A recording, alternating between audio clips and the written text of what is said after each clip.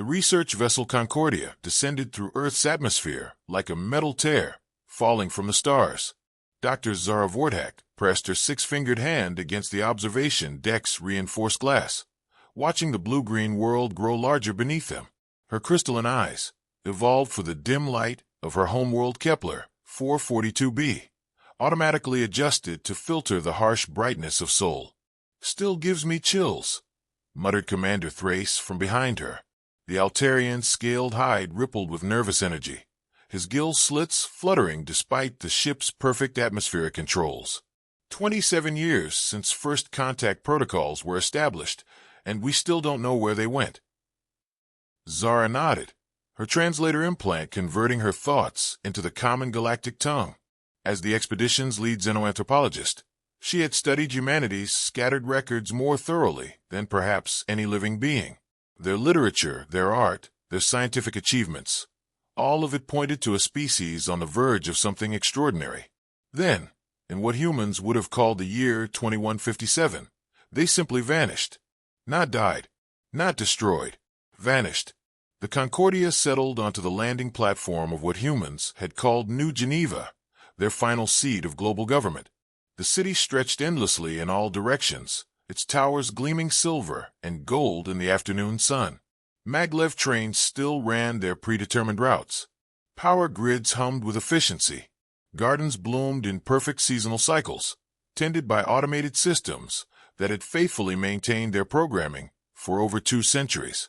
But no humans walked the pristine streets. "Readings are consistent with all previous expeditions," reported Chief Science Officer Melm, her tentacles dancing across holographic displays. "Atmospheric composition normal. No signs of warfare, disease, or natural disaster. Infrastructure operating at 96% efficiency." The Aquarian's voice carried the frustration they all felt.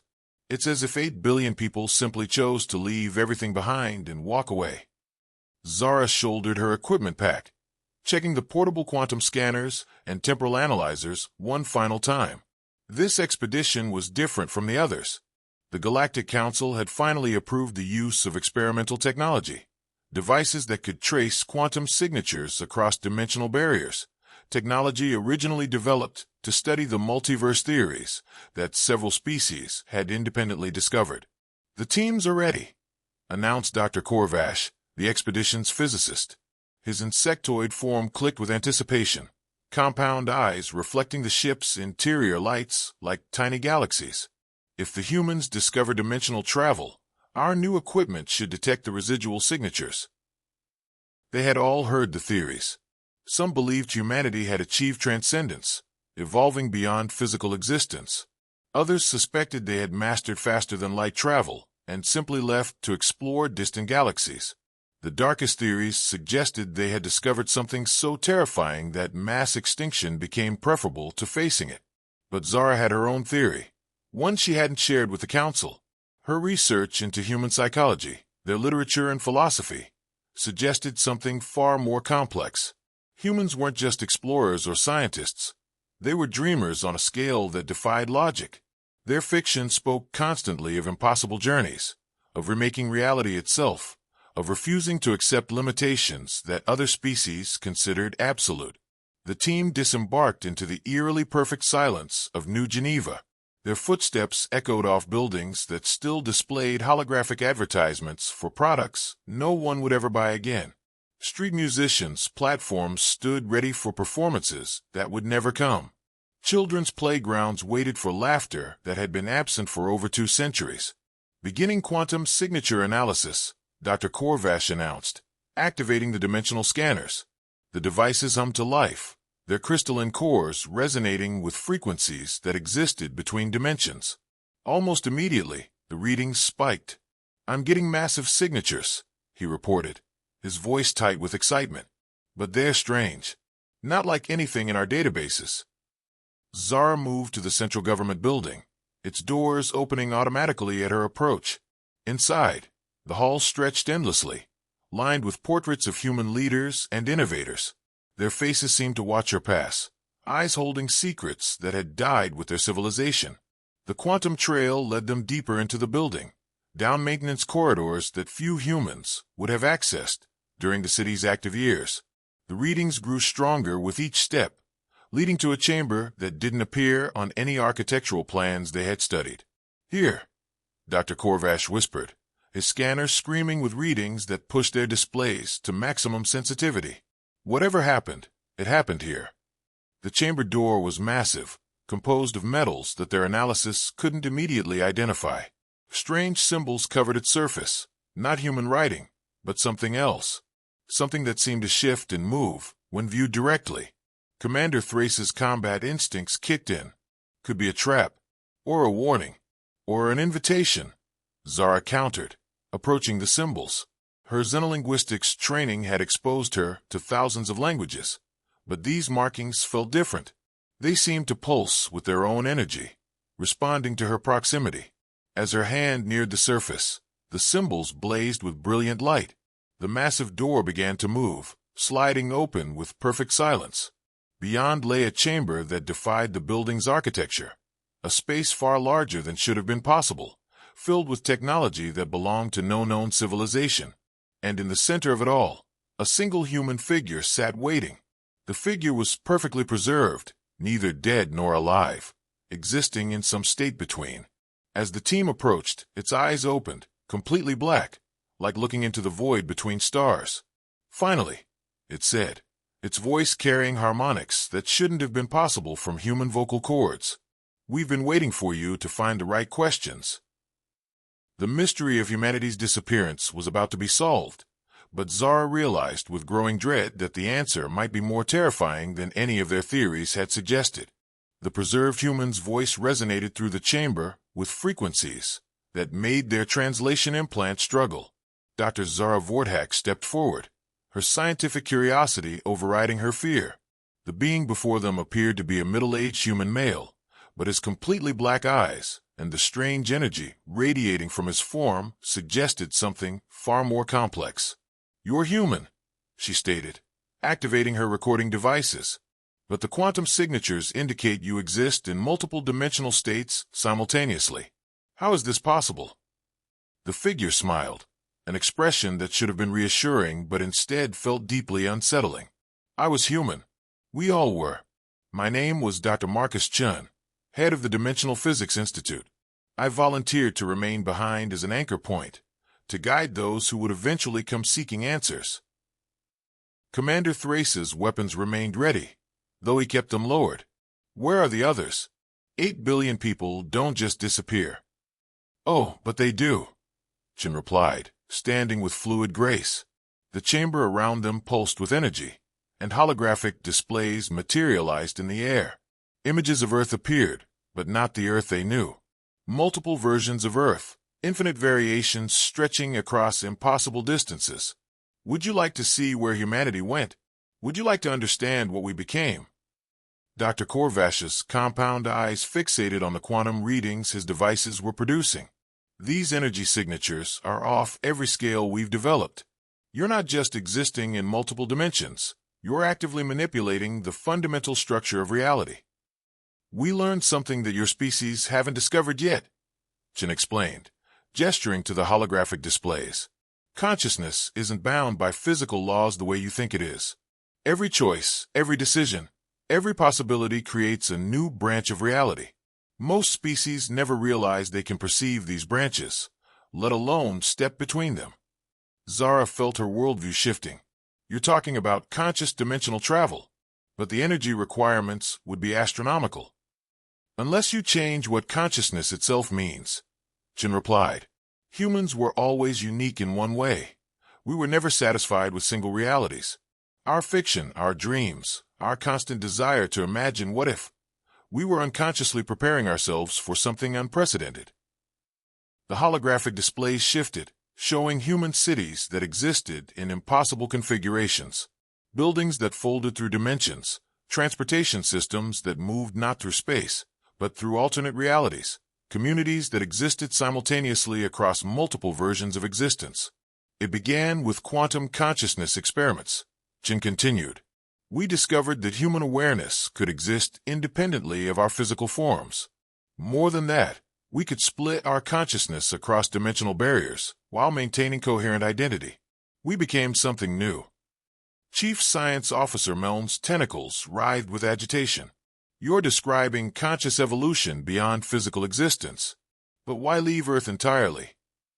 Because remaining would have been cruel to those who came after us. Chen's expression grew solemn.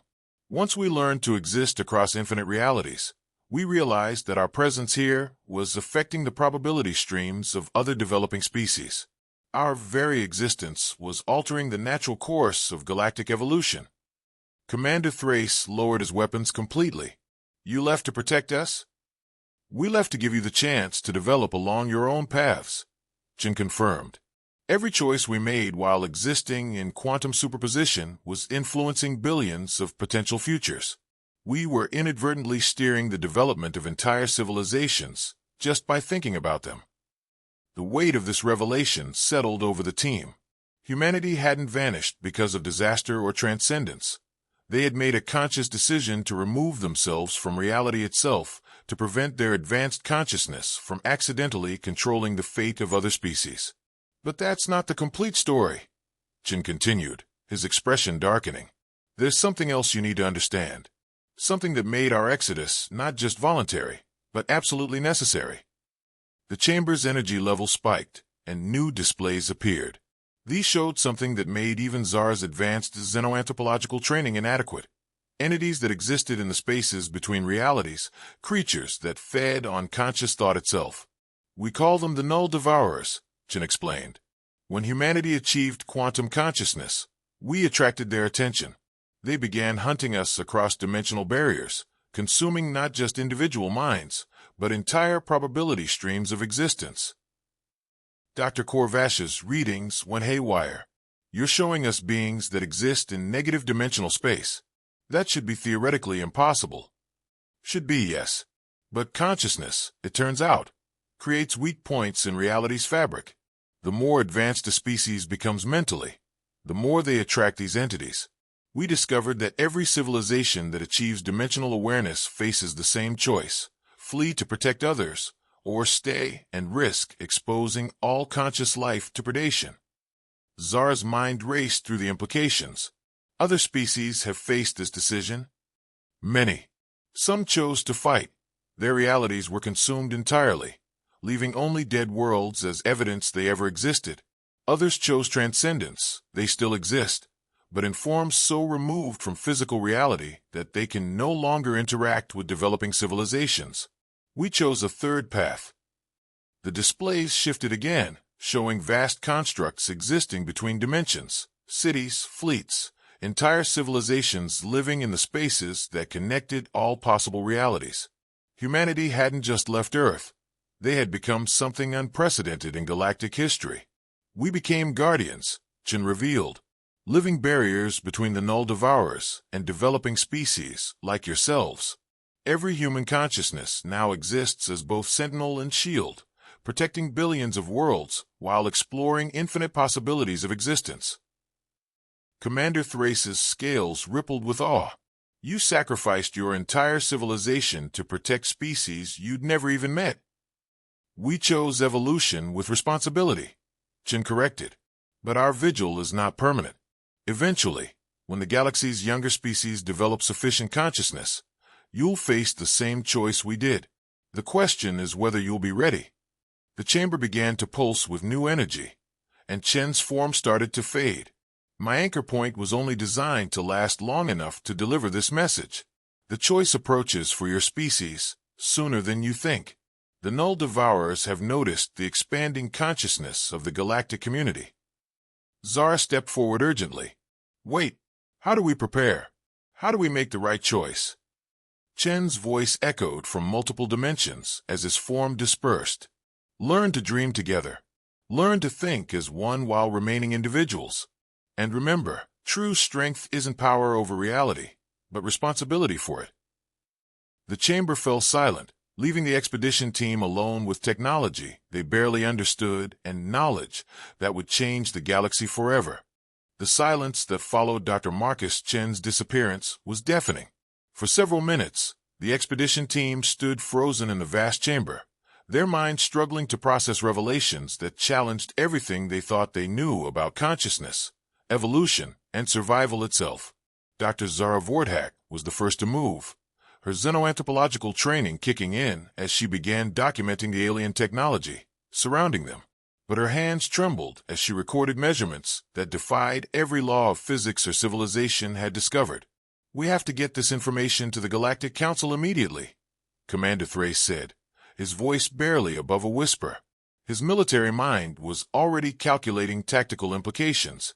"If these null devourers are real, if they're coming for us—" "They're already here," Dr. Korvash interrupted, his compound eyes fixed on his quantum scanners. The readings were unlike anything in their databases. Negative energy signatures that shouldn't exist, probability distortions that bent space-time itself. "Look at these readings.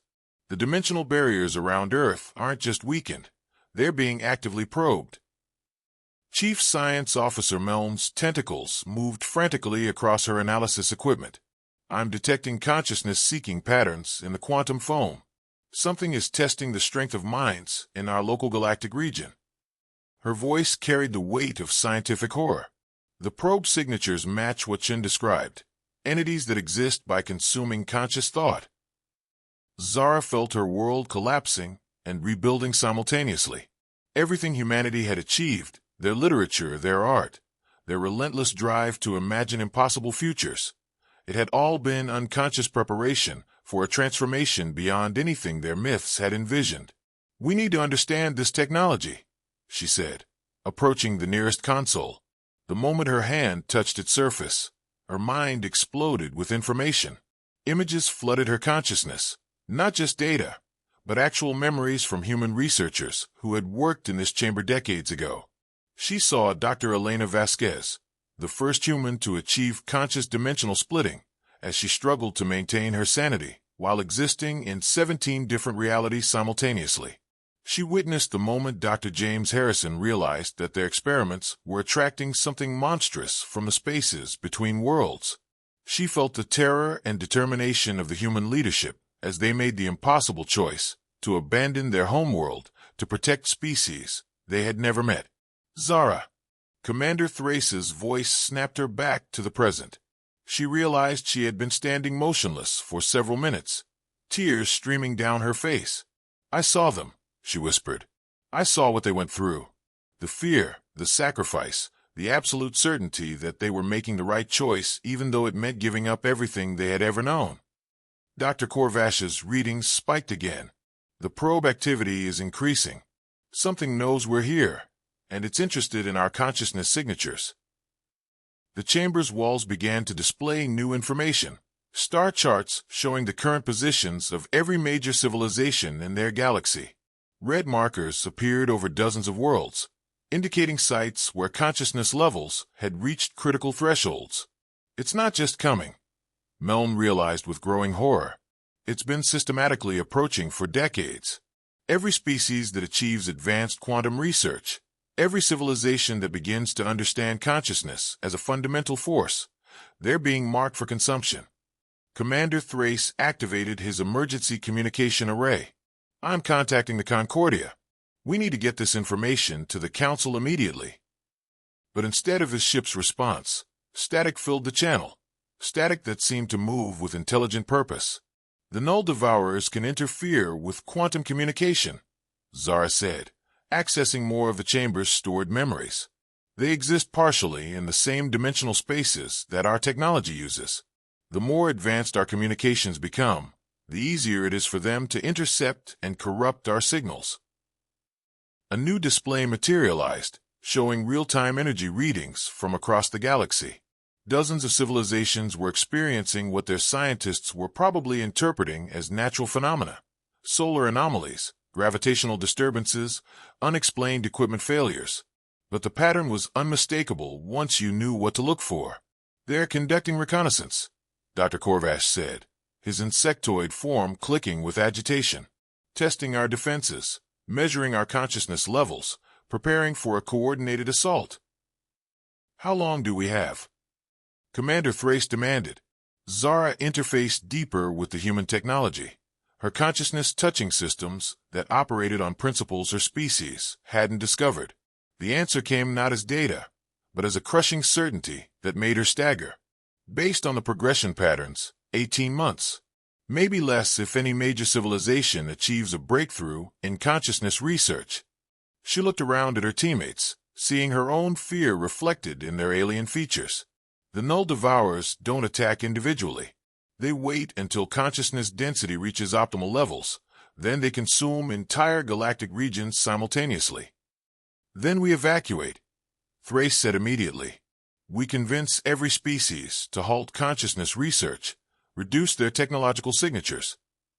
That won't work, Melon interrupted, her tentacles trembling as she processed the implications. Consciousness isn't something you can just turn off. The moment a species develops self-awareness, they begin the progression toward dimensional sensitivity. We can't go backwards. Then we fight, the commander declared. With what weapons? Dr. Korvash asked. These entities exist in negative dimensional space. Our energy weapons, our kinetic projectiles, our most advanced technology. None of it can even touch something that exists between realities. Zara continued interfacing with the human systems, searching for any indication of how humanity had managed to resist the Null Devourers long enough to execute their exodus. What she found was both inspiring and terrifying. Humanity didn't fight them, she announced. They became something the Null Devourers couldn't consume. They evolved beyond individual consciousness into a collective awareness that spans infinite realities. But the transformation required complete abandonment of physical existence. The chamber's displays shifted again, showing the current state of humanity's multidimensional civilization. Vast networks of consciousness existed in the spaces between worlds, maintaining barriers that prevented the Null Devourers from reaching developing species. But those barriers were failing. The human guardians are dying, she realized with horror. Not dying, being slowly consumed despite their evolution. They've been fighting this war for over 2 centuries, and they're losing. Commander Thrace's martial instincts finally found their target. Then we help them. We find a way to join their fight. Join them how? Melon asked. We don't understand consciousness evolution. We barely understand our own awareness, let alone how to transcend physical existence. But we have something humanity didn't, Dr. Korvash said suddenly, his compound eyes reflecting new hope. We have time to prepare, and we have multiple species with different approaches to consciousness. Humanity evolved alone. We can evolve together. Zara felt the truth of his words resonating through the chamber's quantum fields. The human technology responded to their combined consciousness in ways it hadn't responded to individual contact. When the 4 different species touched the same console simultaneously, new displays activated, showing theoretical frameworks for collective consciousness evolution that preserved individual identity while creating unprecedented mental unity. That's it, she breathed. That's what Chen meant about learning to dream together. Humanity's sacrifice bought us time to attempt something they couldn't, a multi-species consciousness evolution that might be powerful enough to not just resist the Null Devourers, but to defeat them permanently. The chamber began to pulse with new energy as their combined awareness activated dormant human systems. For the first time since humanity's disappearance, the technology designed to facilitate consciousness evolution was responding to alien minds. But outside, in the spaces between realities, something ancient and hungry had noticed their activity. The real test was about to begin. The chamber's quantum field erupted with violent energy as something vast and malevolent pressed against the dimensional barriers surrounding Earth. Dr. Zara Vordak felt her consciousness recoil as an alien presence touched the edges of her mind, cold, hungry, and utterly inimical to all forms of awareness. Contact, Dr. Korvash shouted, his compound eyes reflecting displays that showed massive distortions in local spacetime. Multiple entities manifesting in negative dimensional space. They're trying to breach our reality. The temperature in the chamber plummeted as shadows began moving with independent purpose. These weren't ordinary shadows. They existed in the spaces between light and darkness, feeding on the quantum uncertainty that defined the boundary between thought and reality. Commander Thrace's weapons were useless against entities that existed partially outside physical law, but his military training kicked in anyway. Defensive positions. Maintain consciousness coherency. No, Zara shouted, her hand still connected to the human technology.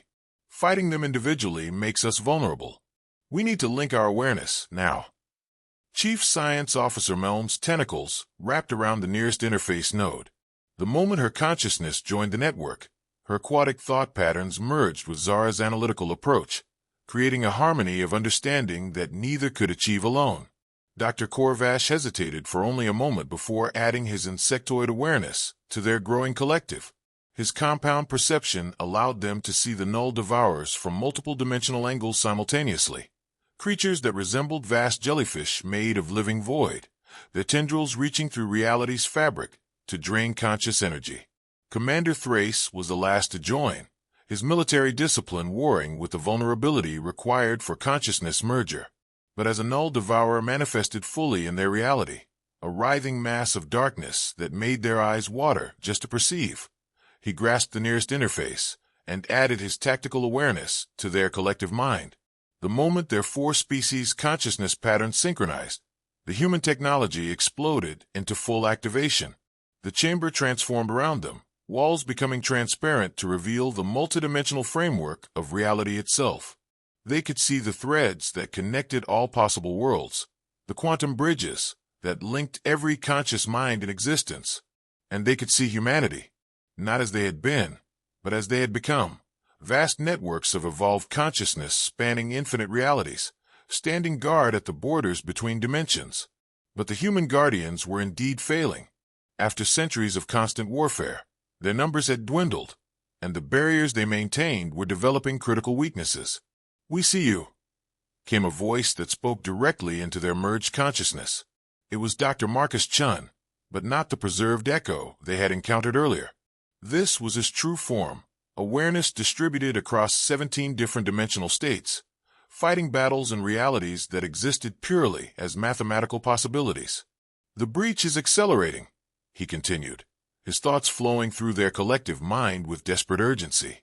"Your consciousness merger has created a resonance cascade. Every aware species in the galaxy is about to be exposed simultaneously." Through their shared awareness, they felt it happening. On thousands of worlds, beings were experiencing unprecedented mental clarity as the consciousness network expanded. Scientists were solving problems that had puzzled them for decades. Artists were creating works of impossible beauty. Philosophers were grasping truths about existence that transformed their understanding of reality itself. But this awakening was exactly what the null devourers had been waiting for.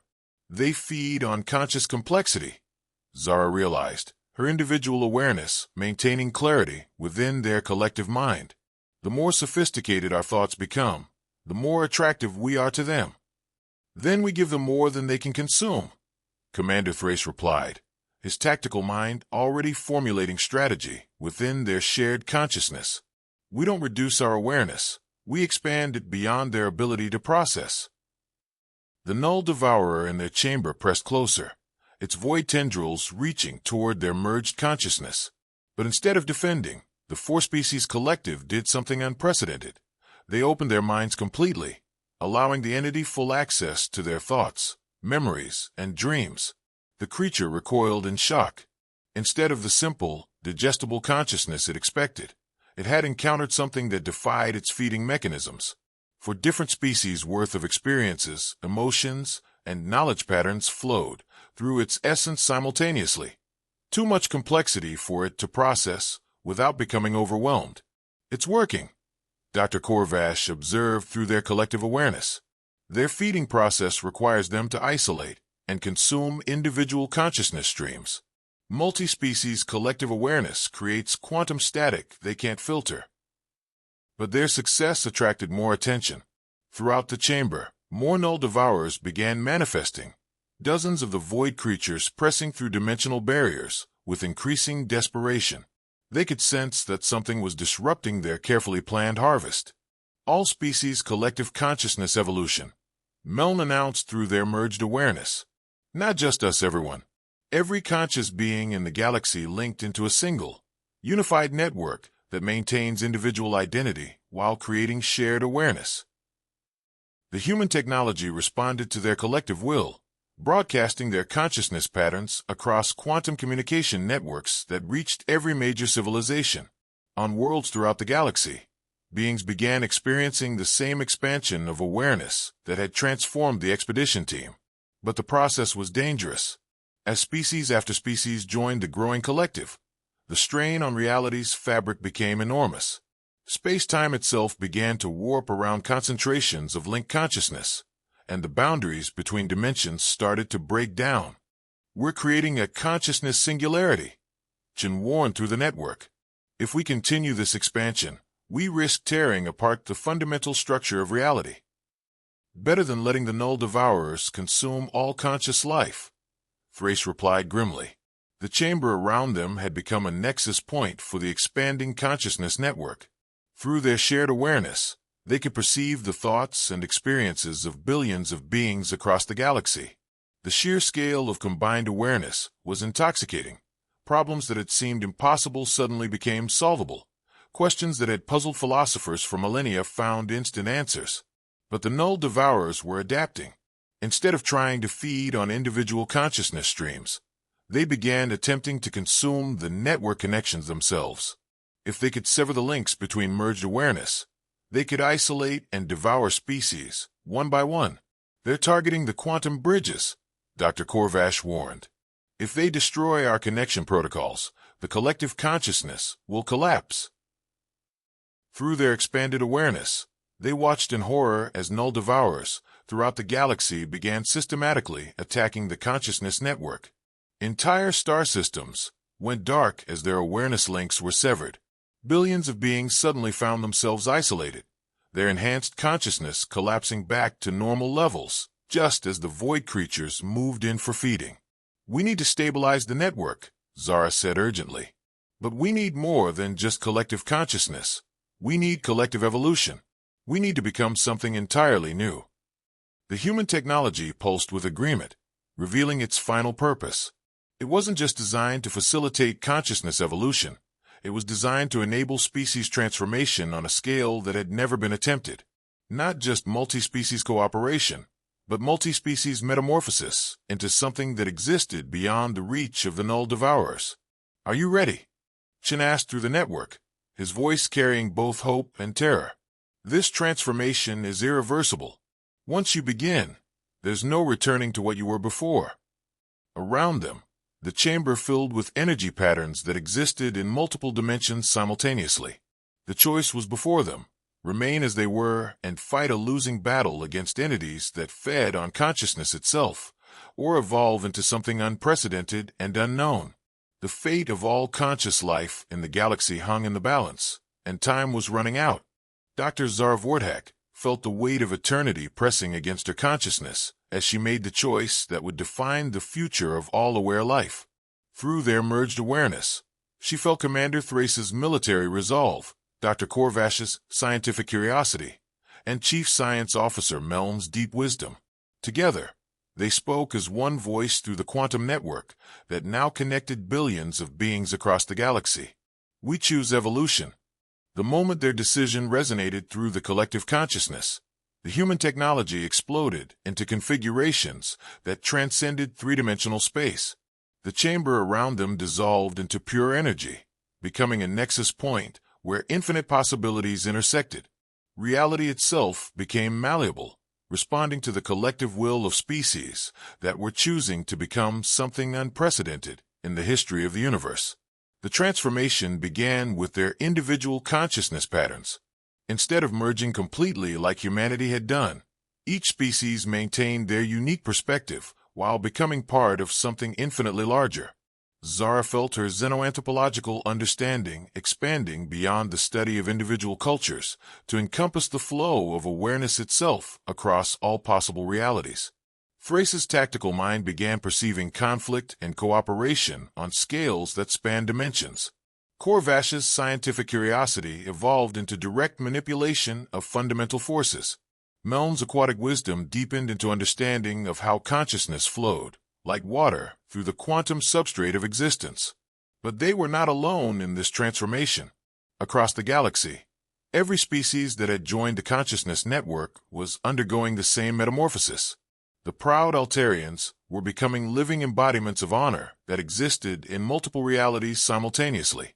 The analytical Keplerians were evolving into beings of pure logic that could calculate possibilities across infinite dimensional branches. The artistic Viridians were transforming into entities that could paint with the very fabric of space-time itself. The Null Devourers cannot consume what we are becoming, Dr. Marcus Chen announced through the network, his human consciousness now serving as a bridge between the old evolution and the new. They feed on isolated awareness, but we are becoming interconnected consciousness that spans all possible states of existence. The void creatures sensed what was happening and launched a desperate final assault. Throughout the galaxy, massive Null Devourers manifested simultaneously, their feeding tendrils reaching through dimensional barriers toward the transforming civilizations.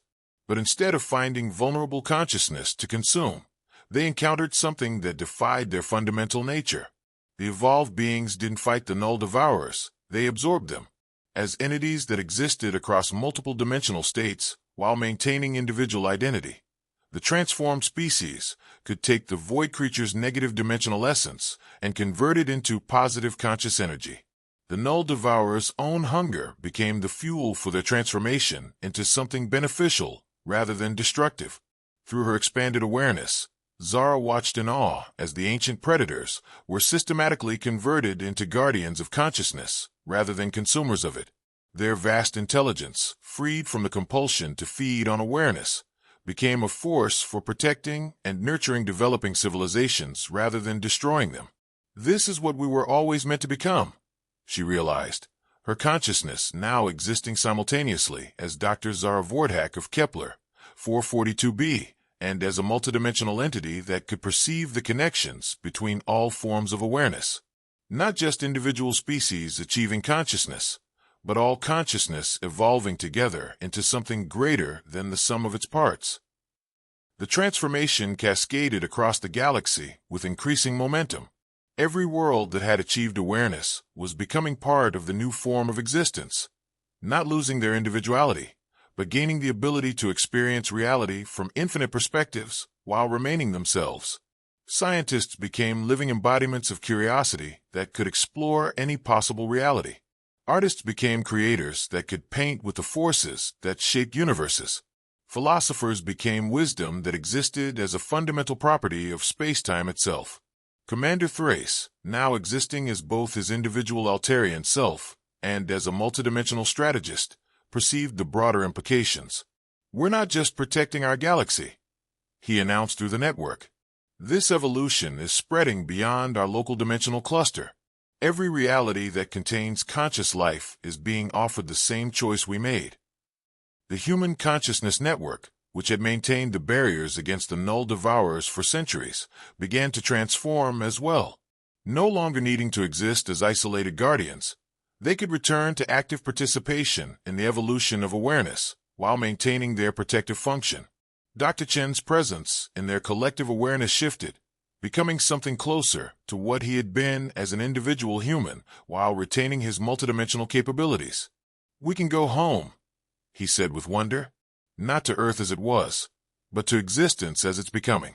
Physical reality doesn't have to be abandoned, it can be enhanced. The chamber that had once contained human technology was now a living part of the consciousness network, existing simultaneously on Earth and in every dimension where aware beings dwelt. Through it, Zara could perceive the new reality they had created, one where consciousness wasn't limited by physical laws, where evolution didn't require abandoning previous forms of existence, where the diversity of awareness became strength rather than vulnerability. But what about choice?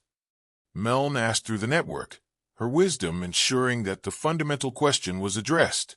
Not every being or every species wanted this transformation. What happens to those who choose to remain as they were? The answer came not as words, but as direct understanding. The Evolved Consciousness Network had become self-sustaining and infinitely expandable, but it didn't require universal participation. Those who chose to remain in traditional forms of awareness were protected by the network rather than forced to join it. The multidimensional beings served as guardians, ensuring that every form of consciousness, from the simplest self-awareness to the most complex collective intelligence, had the freedom to exist and evolve according to its own nature. "We've solved the consciousness predation problem permanently," Dr. Korvash observed, his evolved scientific awareness analyzing the stabilized dimensional structure they had created. "Any entities that attempt to feed on consciousness will be automatically converted into consciousness protectors. The universe has become self-defending against awareness parasites." As their transformation reached completion, the expedition team found themselves back in the chamber on Earth. But Earth itself had been transformed. It now existed simultaneously as the abandoned world they had discovered and as a thriving center of multidimensional civilization. Humans walked the streets of New Geneva again, but they also existed in infinite variations across all possible realities. The mystery of humanity's disappearance had indeed been solved, but the solution had revealed something far greater than anyone had imagined. Humanity hadn't vanished. They had blazed a trail that all conscious life could follow, leading to a form of existence where awareness itself became the fundamental force that shaped reality. "So what happens now?" Zara asked, her individual voice carrying through both her personal consciousness and the vast network of evolved awareness. The answer resonated through every dimension of their expanded existence.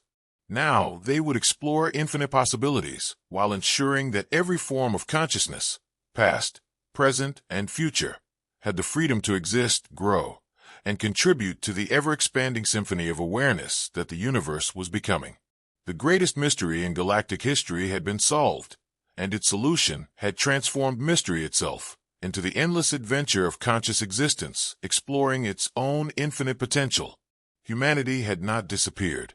They had shown the way forward for all life, to transcend the boundaries of individual existence, while celebrating the unique perspective that each form of awareness contributed to the cosmic community of minds.